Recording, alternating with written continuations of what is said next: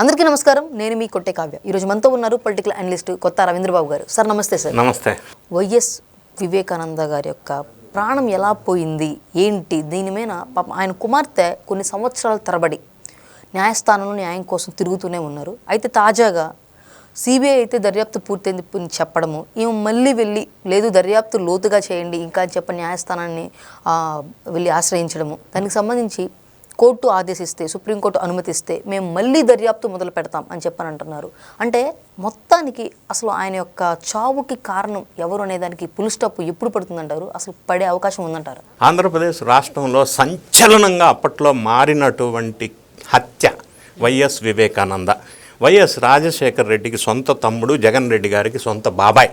Who killed బాబాయ్ అనేది ఆంధ్ర రాష్ట్ర ప్రజల్లో ఆన్సర్ ఎప్పుడు వస్తుందా అని ఎదురు చూస్తున్నారు. మనం గమనించినట్టయితే ఈ కేసు పూర్వ పదాలు ఒక్కసారి పరిశీలించినట్టయితే 2019 మార్చిలో ఈ హత్య జరిగినప్పుడు ఫస్ట్లో గుండెపోటుతో మరణం అన్నారు.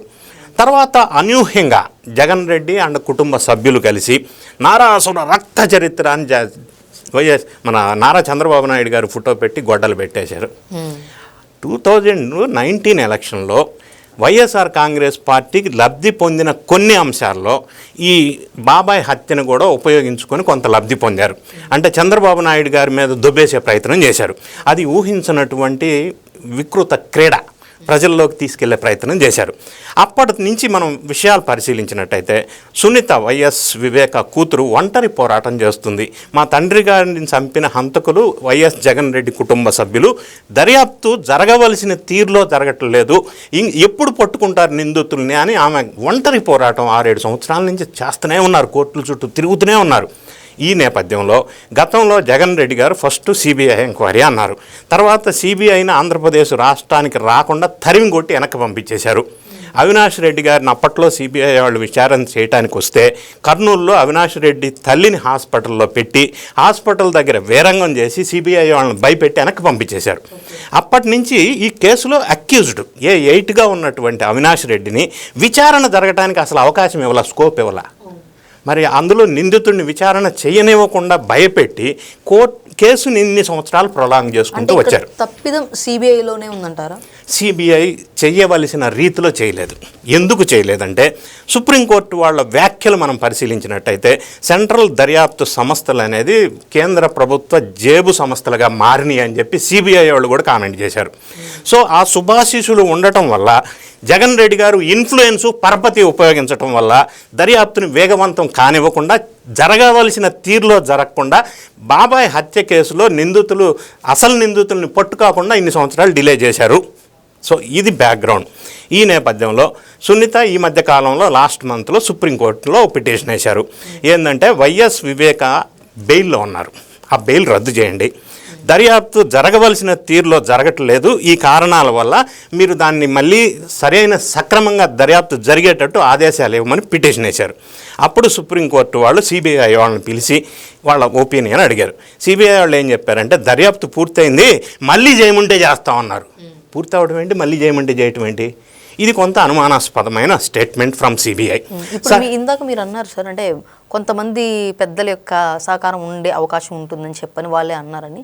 మరి ఇప్పుడు అవే పెద్దలు కూడా అక్కడే ఉన్నారు కదా, అదే స్థానంలో ఉన్నోళ్ళే కదా, ఆ టైంలో ఉన్నోళ్ళు ఇప్పుడు ఉన్నారు. ఎక్కడ మారిందంటారు? ఉన్నారు, కానీ పొలిటికల్ ఈక్వేషన్స్ మారినాయి స్టేట్లో. ఓకే, గతంలో వాళ్ళ శుభ ఆశీస్సులు ఉన్నాయి జగన్ రెడ్డి గారికి ఇన్ని సంవత్సరాలు. ఇప్పుడు ఎన్డీఏ జనసేన కూటమి, తెలుగుదేశం ఒక కూటమిగా ఉంది స్టేట్లో, సెంట్రల్లో కూడా అదే కూటమి ఉంది. సో జగన్ రెడ్డి గారికి గతంలో ఉన్న పొలిటికల్ ఈక్వేషన్స్ ఇప్పుడు లేవు. ఓకే, కొద్దిగా మారిపోయిన రాజకీయ పరిణామాల నేపథ్యంలో సో సుప్రీంకోర్టు వాళ్ళు ఏం తీర్పు ఇచ్చారంటే, ఒకటి సునీతమ్మని 2 వారాల్లో ట్రయల్ కోర్ట్ హైదరాబాద్లో పిటిషన్ ఏమన్నారు. రెండోది ఈ ట్రయల్ కోర్ట్ హైదరాబాద్ వాళ్ళకి సుప్రీంకోర్టు వాళ్ళు 8 వారాల్లో విచారణ దర్యాప్తు పూర్తి చేసి కేసు క్లోజ్ చేయండి అని చెప్పారు. అవుతుందంటారా? అవుతుందని ఆశిద్దాం. అంటే వాళ్ళు గతంలో కూడా ఇట్లా ఆదేశాలు ఇచ్చారు. ఇంకొక విషయం, మీరు అవుతుందా అని అడిగారు కదా, ఇప్పుడు సుప్రీంకోర్టు గతంలో ప్రజా ప్రాతినిధ్యం వహిస్తున్నటువంటి ప్రజాప్రతినిధుల మీద కేసులన్నీ కూడా సంవత్సరంలో కంప్లీట్ కావాలి అని ఒక డెసిషన్ తీసుకొని ఆర్డర్స్ ఇచ్చారు. మరి అవుతున్నాయా? అవటంలా. సో అంటే చట్టంలో ఉన్న లొసుకుల్ని కొంతమంది ఉపయోగించుకొని కొంత డిలే చేస్తూ ఉన్నారు. అది ఎవరు అవునన్నా కాదన్నా వాస్తవం. సో సునీతమ్మ ట్రయల్ కోర్టులో వేసిన, సిబిఐ కోర్టులో వేసిన పిటిషన్లో ప్రధానమైన అంశాలు ఏంటంటే, ఈ కేసులో A4గా ఉన్నాడు దస్తగిరి అని అతను అప్రూవర్గా మారారు.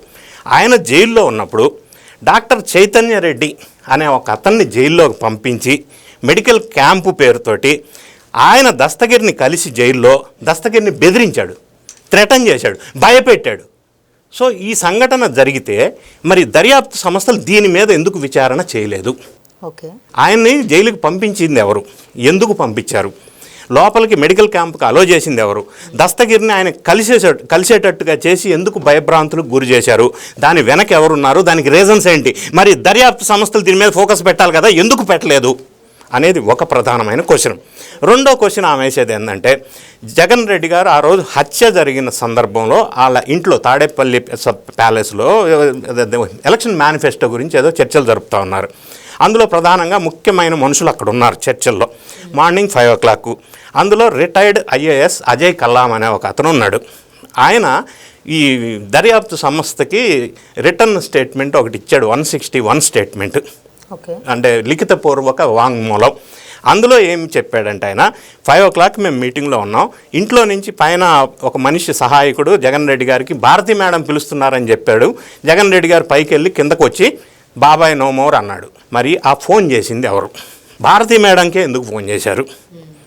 మరి జగన్ రెడ్డి గారు బాబాయ్ నో మోర్ అని చెప్పి మార్నింగ్ 5 o'clockకి నైట్ వరకు ఆ హత్య జరిగిన ప్రదేశం పులివెందులకు ఎందుకు వెళ్ళలేదు? ఇదో ప్రధానమైన క్వశ్చన్. ఇందులో ఆమె అనేది ఏంటంటే, ఆ ఫోన్ చేసిన వాళ్ళని భారతీ రెడ్డిని జగన్ రెడ్డిని ఎందుకు విచారణ చేయరు? వాళ్ళకి సమాచారం ఇచ్చింది ఎవరు? ఏం సమాచారం ఇచ్చారు? వాళ్ళని విచారణ చేయాలి కదా అని ఈమె క్వశ్చన్ చేశారు ఆ పిటిషన్లో. ఇంకొక అంశం మనం చూసినట్టయితే, ఈ హత్య జరిగిన తర్వాత ఈ సాక్ష్యాలు సీన్ ఆఫ్ అఫెన్స్లో సాక్ష్యాలని తారుమారు చేశారు ఇద్దరు వ్యక్తులు, వాళ్ళని ఎందుకు విచారణ చేయరు? ఇంకొక అంశం, ఈయన హత్య జరగటానికి కొద్ది రోజుల ముందు ఒక కొత్త డ్రైవర్ జాయిన్ అయ్యాడు డ్యూటీలో.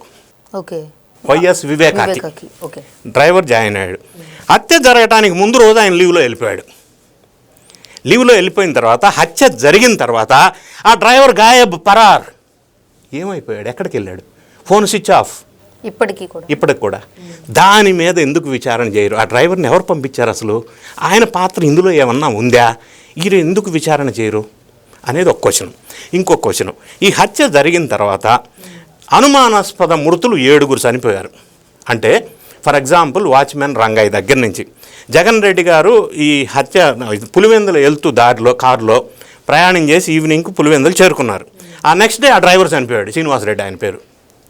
సో అనుమానాస్పద మృతులు 7 చనిపోతే ఈ కేసులో ప్రత్యక్షంగా పరోక్షంగా ఉన్న వ్యక్తులు మరి దాని మీద విచారణ ఎందుకు చేయరు? చేయాలి కదా. ఇంకొక అంశం, ఇప్పుడు వైఎస్ వివేకానంద రెడ్డి వేరే వాళ్ళకి ఎవరికో ఒక 10 కోట్లు ఇచ్చారు హత్య, కానీ ఒకటి వెలుగులోకి వచ్చింది. అది ఇచ్చింది ఎవరు? ఇస్తామంది ఎవరు? ఎందుకు ఇచ్చారు? ఎక్కడి నుంచి ఇచ్చారు? ఎట్లా ఇచ్చారు? దీని మీద ఎందుకు విచారణ చేయరు? సో ఇవన్నీ విషయాల మీద మీరు పూర్తి స్థాయిలో విచారణ చేస్తే కదా అసలు నిందితులు బయటకు వచ్చేది. ఆ విధంగా దర్యాప్తు జరగాలి అని చెప్పి మొన్న ఈమె ట్రయల్ కోర్టులో ఒక పిటిషన్ వేసిన అంశాల్లో ప్రధానంగా ఇవన్నీ ప్రస్తావించారు. సో ఇప్పుడు ఆ కోర్టు వాళ్ళు సిబిఐని అడిగారు ఏంటి విషయం, మరి వాళ్ళ ఒపీనియన్ తీసుకునేదానికి. సిబిఐ వాళ్ళు ఎస్ మేము మళ్ళీ దర్యాప్తు చేస్తామని చెప్పారు. దానికి అనుగుణంగా as a part of the procedure ఇందులో అక్యూజ్డ్గా ఉన్నటువంటి A8 వరకు అందరినీ పిలిచి అడిగారు వాళ్ళ పిటిషన్ రిప్లై ఇవ్వమని. అందరూ స్పందించారు.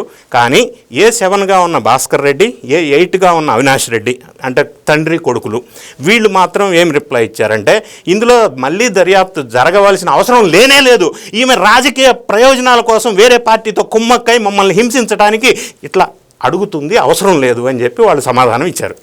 ఈ కేసులో A6గా ఉన్నటువంటి సునీల్ యాదవ్ ఇంతవరకు దానికి రిప్లై ఇవ్వాల. సో ఇదంతా అయిపోయిన తర్వాత మరి ఈ ట్రయల్ కోర్టు వాళ్ళు సిబిఐని మళ్ళీ దర్యాప్తు చేయమని ఆదేశించడానికి అవకాశాలు ఉన్నాయి. ఉన్న తర్వాత ఈ దర్యాప్తు అంతా కూడా మళ్ళీ సుప్రీంకోర్టు ఆదేశాల ప్రకారంగా ఒక 8 వారాల్లో పూర్తి అవడానికి అవకాశాలు ఉన్నాయి. ఈ నేపథ్యం పరిణామాలు మనం చూసినట్టయితే మరి సునీత ప్రస్తావించిన అంశాల ఆమె పిటిషన్లో దర్యాప్తు సంస్థ కనుక దాన్ని పర్టికులర్గా 1 by 1 ఛేదించుకుంటూ ముందుకెళ్తే ఈ కేసులో ఆ ఫోన్ చేసినోడు కానీ అవినాష్ రెడ్డి కానీ జగన్ రెడ్డి కానీ భారతిరెడ్డి కానీ వీళ్ళందరూ ఎంతోమంది ఇందులో ఇన్వాల్వ్ అయ్యే అవకాశం ఉంది, ఇందులో ఇరుక్కునే అవకాశం ఉంది, వాళ్ళని దర్యాప్తు చేసే అవకాశం స్పష్టంగా ఉంది. అప్పుడైనా సునీతమ్మకి న్యాయం జరుగుతుందో అని అందరూ ఆశిస్తూ ఉన్నారు. నిజంగా 8 వారాల్లో ఆదేశాలు అయితే ఇవ్వడం జరిగింది. మరి ఇది 8 వారాలు కాస్త 8 సంవత్సరాలు అయ్యే అవకాశం కూడా ఉండొచ్చు కదా సార్? అది మనం డిసైడ్ చేసి చెప్పలేము. ఎందుకంటే కోర్టు పరిధిలోని అంశాలు, మరి చట్టంలో ఉన్న లొసుగుల్ని కొంతమంది అవకాశంగా తీసుకొని డ్రాగ్ ఆన్ చేస్తున్నారు. దానికి ఎగ్జాంపులే 12 సంవత్సరాల నుంచి జగన్ రెడ్డి గారి మీద సిబిఐ కేసులు, ఈడీ కేసులు ప్రొలాంగ్ అవుతున్నాయి, బెయిల్ మీద ఉన్నారు. సో ఎందుకు రీజన్స్ అంటే రకరకాల రీజన్స్, లీగల్గా రీజన్స్ ఉండొచ్చు, పొలిటికల్ రీజన్స్ ఉండొచ్చు, ఇన్ఫ్లుయెన్స్ రీజన్స్ ఉండొచ్చు, చట్టంలో లొసుగుల్ని ఉపయోగించుకొని వీళ్ళు బయట ఉండొచ్చు. అంటే ఇన్ టైం పీరియడ్లో కంప్లీట్ చేసినా కూడా మళ్ళీ అదే చట్టంలో ఉన్న లూప్ హోల్స్ యూజ్ చేసుకుని ఈ A1, A2 ఈ సంథింగ్ ఎవరైతే ఉన్నారో వాళ్ళంతా కూడా దానికి సంబంధించి మళ్ళీ పిటిషన్స్ వేసే అవకాశం ఉందంటారా? లేదు. ఇందులో ఇప్పుడు సునీతమ్మ గారు ప్రధానంగా ఫోకస్ చేసే అంశం ఏంటంటే గతంలో డిఫరెంట్ ఆస్పెక్ట్లో దర్యాప్తు చేశారు, అసలు చేయవలసిన యాంగిల్లో దర్యాప్తు జరగలేదు. అందుకే నిందితుల వైపు దర్యాప్తు జరగలేదనేది ప్రధానంగా ఫోకస్ పాయింట్ ఇక్కడ. సో ఆ ఫోకస్ పాయింట్ ప్రకారం వీళ్ళు కనుక మళ్ళీ ఇన్వెస్టిగేషన్ కనుక చేస్తే అప్పుడు మరి ఈ దర్యాప్తులో భాగంగా అవినాష్ రెడ్డిని ఖచ్చితంగా విచారణ చేయాలా, విచారణ చేసేటప్పుడు మరి ఆయన సాక్షులను ప్రభావితం చేస్తాడు కాబట్టి బెయిల్ రద్దు చేయాలా, మరి భారతమ్మ గారికి ఫోన్ చేసింది ఎవరో, ఆమె ఎందుకు ఇన్వాల్వ్ అయ్యారు, ఆమె పేరు ఈమె ఎందుకు చెప్తుంది, ఆమెను ఇన్వెస్టిగేషన్ చేయాలా, జగన్ రెడ్డి గారిని విచారణకి పిలవాల్సిన అవసరం ఉంటుంది. సో ఇవన్నీ పరిణామాలు జరిగితే, నిష్పక్షపాతంగా విచారణ జరిగితే, సునీతమ్మ చెప్పిన అంశాల మీద ఫోకస్ పెడితే ఎవరు మెడకు చుట్టుకుంటుందో బాబాయ్ హత్య కేసు అనేది కొంత టెన్షన్గా ఉంది తాడేపల్లి ప్యాలెస్లో అని చెప్పవచ్చు. Okay sir, thank you. Thank you.